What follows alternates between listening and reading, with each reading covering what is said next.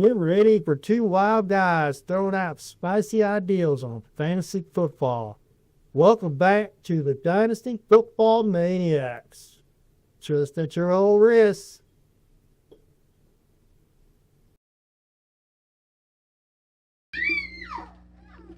All right, Austin, how you doing today? Good about you. Doing great. Today we're going to cover the tight ends. It's going to be a fun bit, and also the defensive linemen. So, kind of excited about kind of going over them two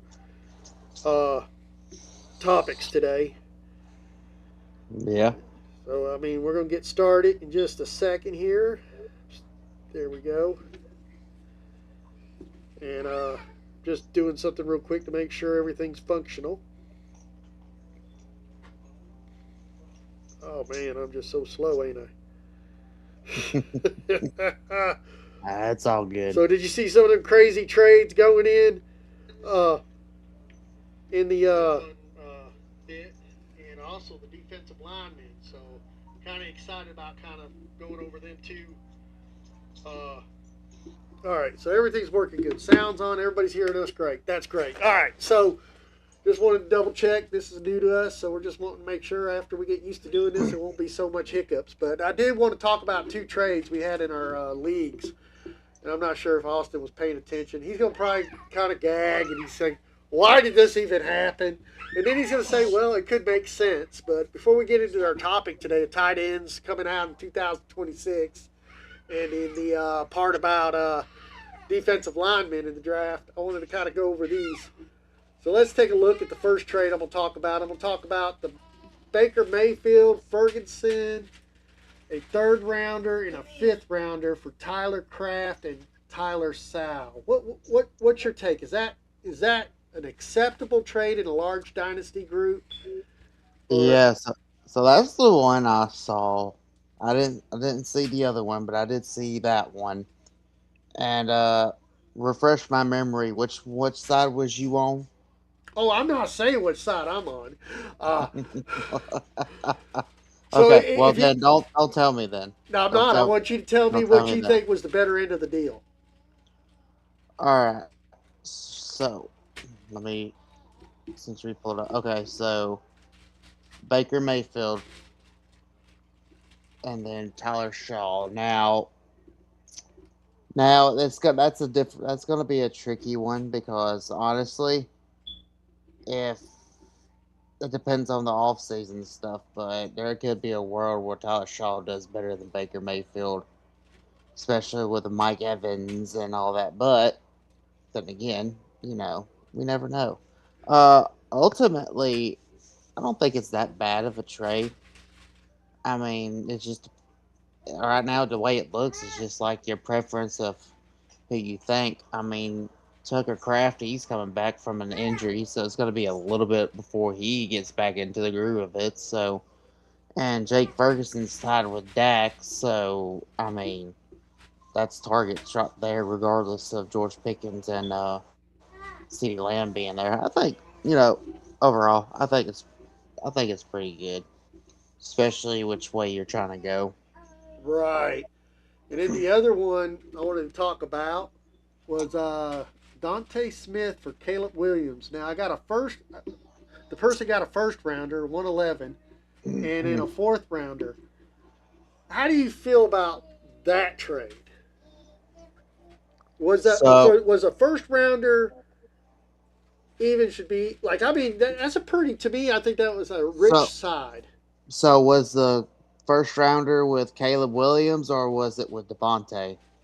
No, the first rounder went with So Devontae. So the person that so received the first trade, rounder. Okay, so the first rounder was attached to Devontae. along with the fourth rounder. Okay, so Superflex. No, I think if it's a late first rounder, like you said it was, Yeah, it's a a one eleven. late first rounder for Devontae and Caleb. I mean, Caleb is worth he's actually probably going to be his stock is going to skyrocket even more as we get into the when we get into free agency and the draft. His stock is going to go more and more because everyone's super excited about him now. So whoever side got what, I think they got a steal right now with a late first rounder because when we get closer to the season, there's going to be so much hype around him. He's actually probably going to be worth more later on in the year. So And honestly, that was my take. He would be valued more at the start of the season because of his last season. He had it and towards the end of the season, kind of like he did great but didn't. But I mean, there was points at times he shined very if well. and all he has to do is clean up his completion percentage. If he does that, we'd be talking Caleb like he's in the top five. He did, and if with the completion he had, he only had like around 59% completion this whole year, but he still did this good. Now, if he can clean that up and get closer to the 60s and to the low 70s, we'll be talking about him differently. But if you're in super flex and you got the quarterbacks to throw and you needed a receiver, I don't think AJ Brown is going to be with Philly. My opinion, I think there's too much bad blood in there. So I can see AJ getting traded or cut, either or. But I can see him getting more traded. And Devontae, of course, the Eagles are probably going to get a receiver to help out, but Devontae is probably going to want up being the number one, especially with Dallas Goddard not going to be there either. Yeah, I totally agree. And I mean, I just want to kind of, we are a fantasy show for football, and we play Dynasty, like heavy Dynasty. I mean, our team rosters are crazy. We even got a practice team. So we don't know how to keep it calm over here. We play defensive and offensive. We go all out, and every year we kind of do this little breakdown on who we got as the top tight ends, who we got, all the positions, and then we do our mock drafts for the NFL. Then we try to draft these guys. Now, we're in a lot of leagues that have 7 round drafts, just like the NFL, because our teams are so large. I noticed you guys probably seen it was a 14 team, but it's actually not. The reason why it says 14 teams is they give away picks as extra prizes. So 2 teams are added at the end of the season for the extra picks. So they're added in the draft, and you can earn extra first round picks and second round picks and complimentary Mm-hmm. picks and different things like that too. So we make it real interesting. Plus, there's a little bit of a cash prize. It depends on what league you play in, and it's really fun. There's a lot of them, a lot of different ones we play in. It's not just one we're talking about. So these come from multiple leagues. Yes, both trades had me involved. I won't say what side I was on either one. I'll let you guys take a guess. Austin, I almost gave it away on one. I mean, I came out and said what I Well, got. I didn't say it, but I went back and looked at him, and I know exactly what side he was on. So, Yeah. So um, one of them was a negotiation when we did the Ferguson and the Baker. The original trade offer was like I couldn't take it. I couldn't go that route because basically I was giving him. Uh, he was wanting to give me J.J. McCarthy, and I'm like, oh, "Ooh, I didn't want that. oh, I didn't want that at all." So he had 2 other quarterbacks on his team, and they're good quarterbacks, Dak and Baker. And I actually asked for Prescott in my initial uh, return and try to convince him to give up Prescott. But him being a Dallas Cowboy fan, it wasn't going to happen. But he ended well, up giving me plus, Ferguson. I mean, I was like, ha! well, plus, uh, despite the age of Dak, his price is still more expensive. It's going to be more expensive than Baker due to the fact of, I mean, he was leading the league last year at one point in passing yards. So, and with us now franchising tag George Pickens, he's going to be back. So, I mean, I can see why he didn't want to get rid of Dak because Dak can, he can go out there and be a top 5 quarterback any given week with all the weapons he's got on offense. Yeah, I totally agree. And I think that's what he came to his senses. He came back with that alternative because I told him I would accept Baker in the Mm-hmm. trade. And when he came back with the Baker package, I couldn't pass it up. I thought I was getting a good deal for this part of the time of the season. The draft's building up. I wanted additional draft picks, and I'm fine with picking in the late rounds because I do enough study into the groups that I kind of understand who's hidden and who's not.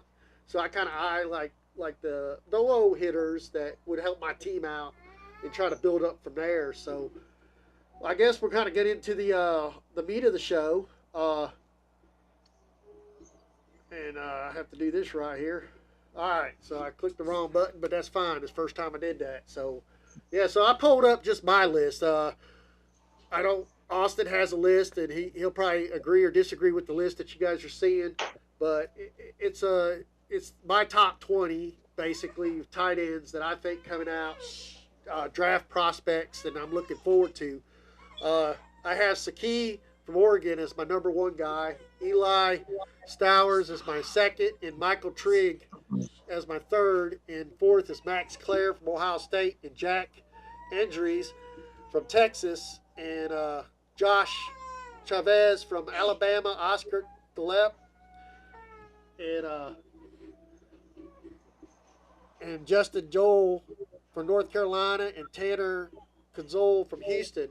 So I have some guys in the bottom range there. You can see I got Joe Royer. He's like my 11th. And then I got a Jaron Connect from Oklahoma, and kind of listed out some other players. My perspective of it is the consensus, I think, around the whole group right now. The number one tight end is from Oregon. So, I mean, I I'm mean, going to you let just you talk on this for a minute. I got to step away and grab a child, but I'll be right back. You go ahead and get this. no, that's right. I'll talk while you go take care of that.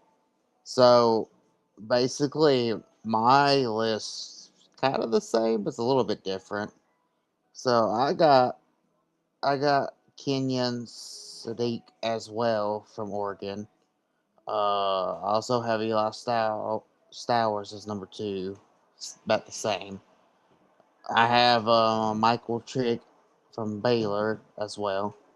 Max Clare from Ohio State. So we're about the same there. This is probably where it gets a little bit different, but might be the same. But number five, I got Jack Endress, the tight end from Texas. Number six, I got Justin Jolie, a tight end from NC State. Number seven, I got Joe Royer, the tight end from Cincinnati. Number eight, I got Eli Rayardon, the tight end from Notre Dame. Number nine, I got Nate Borkricker, the tight end from Texas A&M. And number 10, I got Tanner Kozol from Houston. And man, I don't know if you saw the 40s or not, like, but the Oregon Sadiq from Oregon killed it in the 40. He broke the record for the tight end 40 with a 4.39. Oh yeah, I seen that. He was He was impressive. That's he why. was booking. So I honestly believe he's going to be the only tight end that goes in round one, if he could possibly be a round So one draft. so let me ask you this, because I got a good spot that I think he would be fantastic, and I want to hear what spot you would have Sadiq go into since he's So my projected to spot, go in my the first. yeah, first round, I believe he'd go to Los Angeles Chargers. I Ah, think he's you, dynamic, mismatch weapon, you rare you took speed, explosive, and just the vertical seam of a tight end, complete quarterback friendly guy. I think he'd be a perfect fit there with Justin Herbert. You couldn't ask for anything better. If you know hardball, this guy like he's seen it. He knows it. He's already wanting to get this guy. I mean, I feel it. That's where he's going to go, but I could be wrong. I mean, so great minds think alike because I had the exact same one, but just for the show, I am going to throw another one out, all right. and I think he would be a good fit with the 49ers. Oh, that's a good Football credit possibility. because George Kittle, as much as I love the guy, he's getting up there in age, and he's also coming back from an Achilles injury. Now, I'm not saying it's impossible, But if you look at back at all the in different positions, all the players that have Achilles injuries, a lot of them don't make it back to how they used to be. And George Kittle might be a rare commodity and might actually surprise me and do it, but just be realistic. I mean, being up there in age, I mean, he's still got a long time with the 49ers. He's still got a big contract. He's got like 4 years left on it, but he's going to be taking most of this year getting healthy, and then it probably won't be till like another year. So basically 2 years to be get back to where he was. So I think having Sadiq back there with him can prep him to get him ready. I mean, he's probably going to dominate already, and then just basically they won't be hurting for a tight end after that because he could just slide on in when George Kittle says, "I'm done." Oh yeah, I totally agree with that. That would be a good fit. And I want to also kind of bring out the fantasy side. We've been very, very lucky the last couple of years of always having at least one good tight end come in the first round and just like immediately impact fantasy. This guy right here is going to be an immediate impact. He's I going to be I, that guy I this year. think the trend continues. Yeah, the trend doesn't end.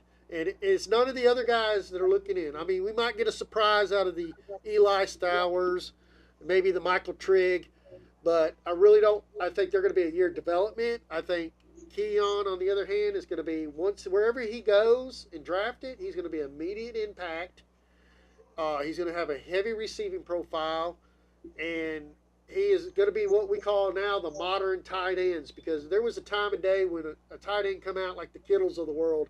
They didn't hit the first year. It was the second year you started seeing these guys. Even the Kelsey. Kelsey wasn't an immediate impact day one. I mean, he come out in a later year and produced the yards he produced. And now we get these tight ends. We've been very, very fortunate the last couple of years. From the Dalton Kincaids to the Brock Bowers to the Sam Laportas. These guys are coming out and they're just flourishing day one and just like so explosive. It helps your planning of your fantasy team because it used to be like that was a filler spot. Tight end, it was kind of like a kicker, you get what you got. But now it's like you focus, you want to get that top tier tight end because it can win you a game, it could break you. I mean, it's becoming a very important position in fantasy football. Mm-hmm. So I, that's where I think he'll go, and I like where your perspective. I would really enjoy seeing him go to the 49ers. I think he'd be a great fit. I think he'd be the great replacement for Kittle. Not saying Kittle's done. Kittle's probably got a couple more years, but I think it'd be a good start. Uh, I do think in going into the second round, I'm gonna give you some shockers. I believe Stowers will probably get drafted by Dallas in the second round. I believe Michael Trigg will probably go to the Giants because they're kind of looking for something. And I believe Max Clare, because Houston is still trying to find that tight end, could end up getting drafted there. Uh, but I believe they'll be the threes that go into second rounds. And then you I could have a Jack Injuries in there, and he could possibly go to the Steelers. don't be surprised if them three that you named off if we see Kansas City picking one of them Now that would be with the interesting. whole Travis Kelsey. Don't know if he's gonna play anymore and being in love with his lovely lady. So they could be one of them teams that can pick one of these guys to be the next one right behind Kelsey. That is true. So that was a great topic to cover. I will try to activate our X page again. I know we took a little break, and I'll put this little top 20 that I got put together for everybody to view. We'll also post it to the YouTube channel so people can view it. And this is now. Let me say this is my list, not Austin. He named some of my guys, but he has a little different list. But that's fine.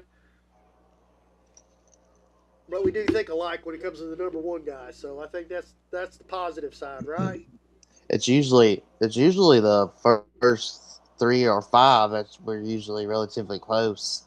Some of them we just swap different spots, but we usually name the same names. Yeah. So I'm gonna let you kick off, kind of name off your top 10 defensive guys, and then I'll just play my list and go through mine. How about we do that real quick? Yeah, we could do that. All right. All right. So now defensive line. It was I watched some of their stuff in the combine, and who howdy ho, there was it it was something. so what I'm gonna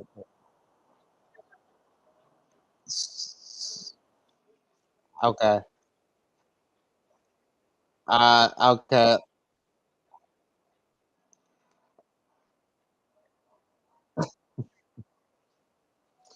No, well, at least it's working. That's what matters. A- Anyways, so I've been going back and forth, especially now since we've been seeing these defensive linemen go. But I'm still number one. I got Ruben Bain Jr. But it's been a battle because number two, I have Irville Reese from Ohio State. Oh yeah, yeah, I got him. I got him because I don't know if you saw his 40, but he ran a pretty good 40 in the today. So I got him number two. I got David Bailey number three. I have Keldrick Falk is number four. I have Cassius Howell as number five. TJ Parker number six. Now Cassius Howell, just in case for people that don't know, is from Texas A&M. Keldrick Falk is from Auburn. David Bailey is from Texas A&M. TJ Parker is from Clemson. That was my number six guy. So, just in case if people don't know where these kids went to college. So, I got number seven. I got R. Mason Thomas. He is from Oklahoma. Number eight, I got Romello Height. He's from Texas A&M. Number nine, I got Akeem Mistador. He's from Miami. And number 10, I got Zion Young, and he's from Missouri. And that's a good So, list. I like that. Um, that's a real good list. Yeah, I know you heard some sounds, but I'm sorry about that. but my defensive line, I didn't include Reese from Ohio State because I was more thinking him like a middle linebacker, maybe edge rusher.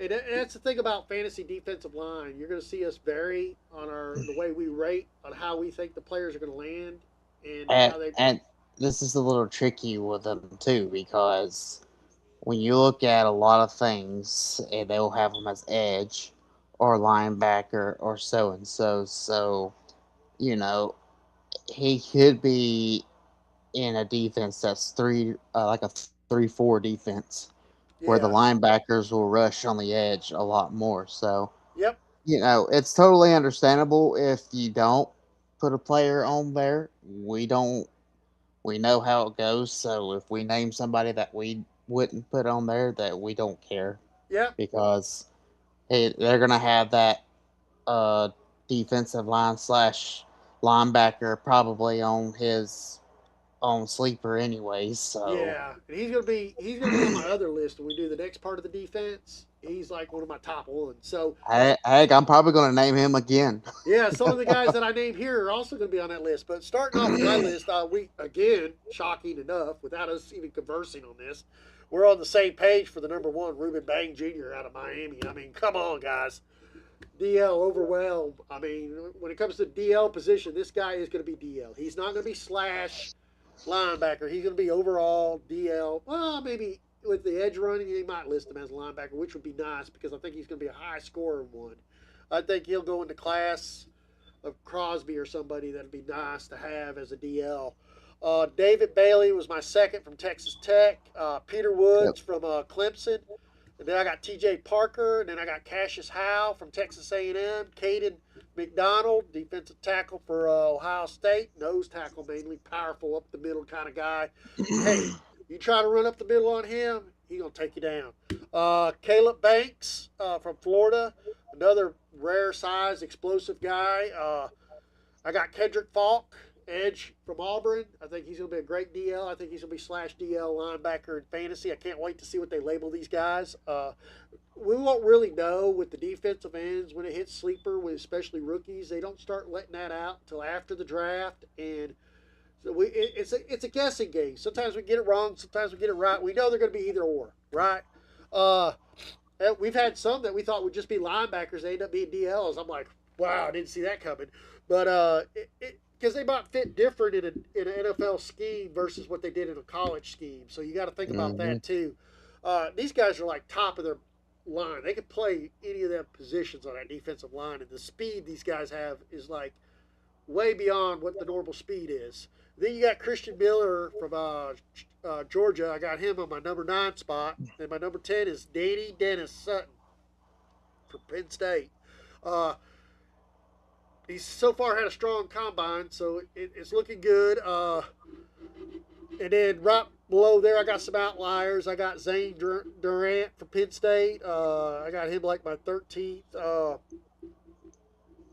Another guy I got is Skylar Gilhoward from Texas Tech, Zion Young from Missouri, great edge, and another defensive end. I got him really at the bottom of my list, but I think he might move up towards the draft timing, and that's Mason Rigger from Wisconsin. He really looked good at the combine, but right now I just have him breaking my top 20, and I honestly say he wasn't even in my top 20 until after the combine. So he's got that broken, done got in there. Now he's in my little mix. I'm watching him.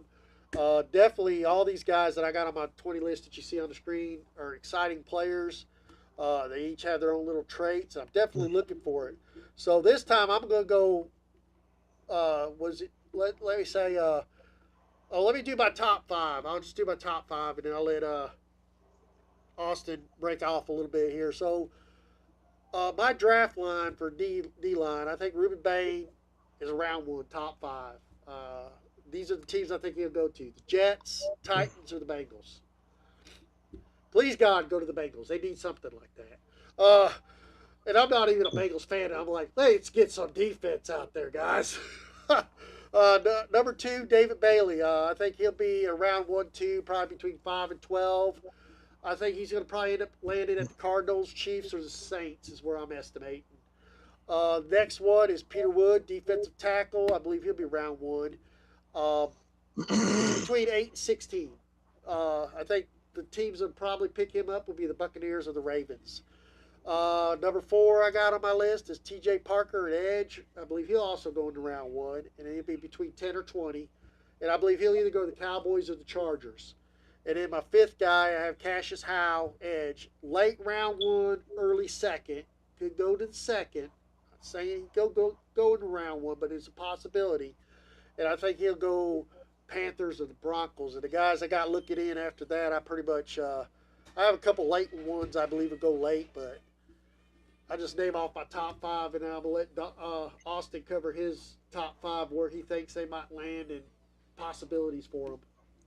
Yeah, I mean, you named a lot of them that I think are probably gonna go there too. But now basically, you can go either way. But I've been seeing a lot of rumors. There people that like them more and stuff. So I got David Bailey would fit great with the Jets. I think they'll go after him because I guess they fit their scheme that they're wanting to do. And then I got Ruben Bain Jr. going to the Titans. So that would be a good fit for them because they desperately need it. Now I'm gonna name Everil Reese. Now this could work for edge or linebacker depending on what they're using, but I really think he would be a good fit for the Commanders. They need either linebacking or edge help. So either way, it works perfect because he can play both. So it works great in the long haul. Yeah, I also got um, TJ Parker going to Detroit. They're definitely going to he'll be good on the opposite side of Aiden Hutchinson. Panthers, I got the Keldrick Faulk going to them. I think he'll be a perfect fit for them as well by their scheme. I also got the Cowboys, but you might have named him, but with all the names that we thrown out there, we might have. But I got them getting Akeem Messidor uh, from Miami. Got him going there. I think with all the edges that are going out before the 20th pick, because now the Cowboys has got 2 first-round picks, but with the corners, that I think our main focus with the 12th pick will be getting a corner. So we'll be saving the 20th pick for the line because that's we desperately need help on that as well. So with all the all the top edges going out, Akeem Mesdor that'll be left over for that would be still good to get. It'd be really good. And just maybe 2 more teams. Don't forget, the Patriots are going to be looking to bolster up that defensive line with their contracts and stuff. So I can see them getting a kid out of Missouri, Zion Young. But yeah, it's a deep class for edge and defensive line. You got a bunch of teams that's getting defensive tackles as well.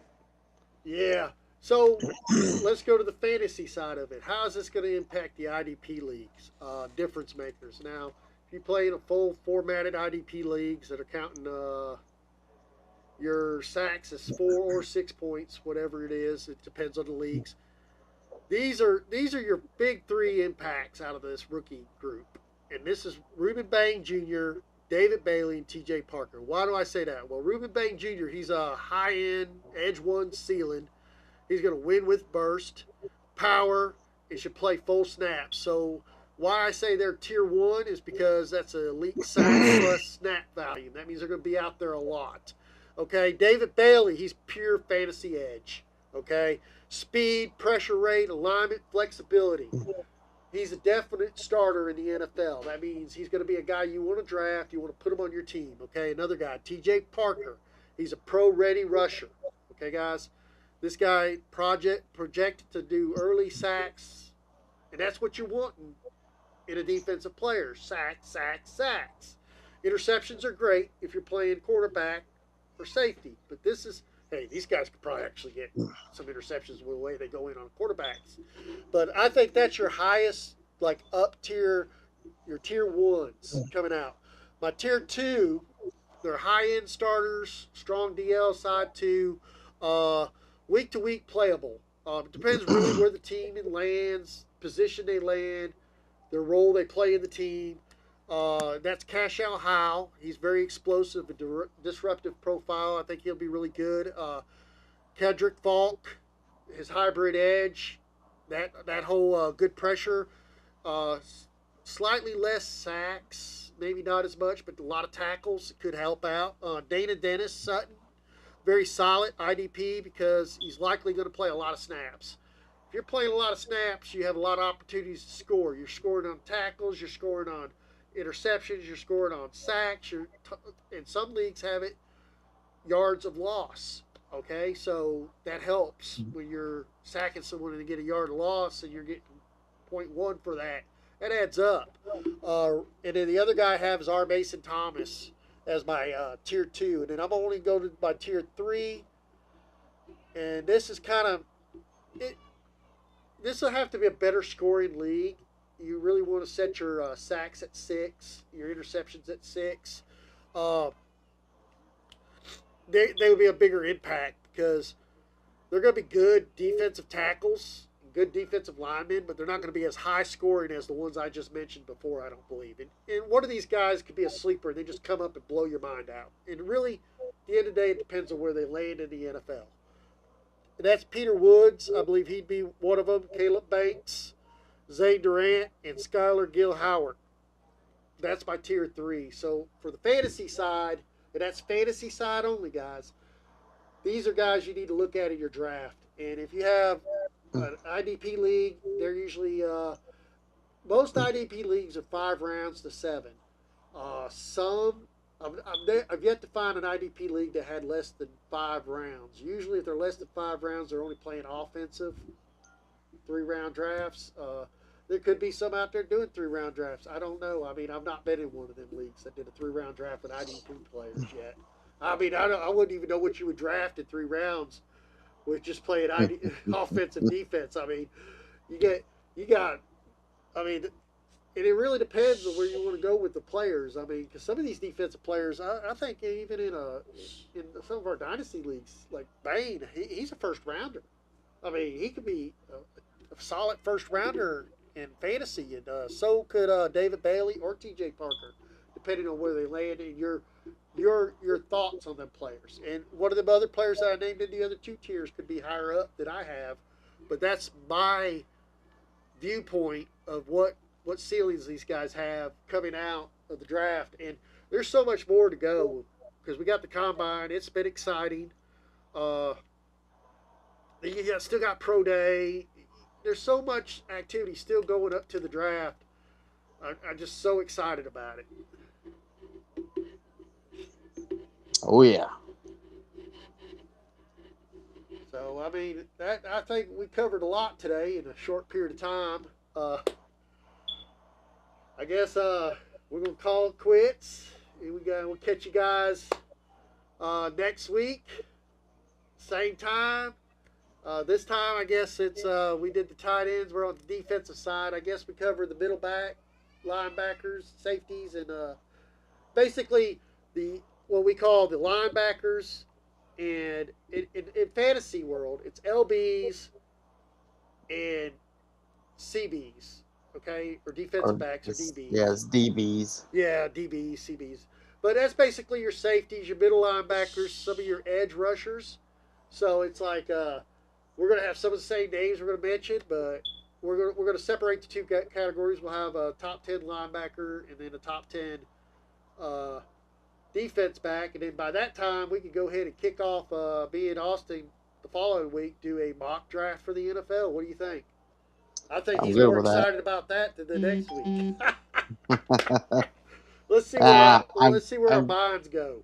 I'm good with either way. All right. See you guys next week.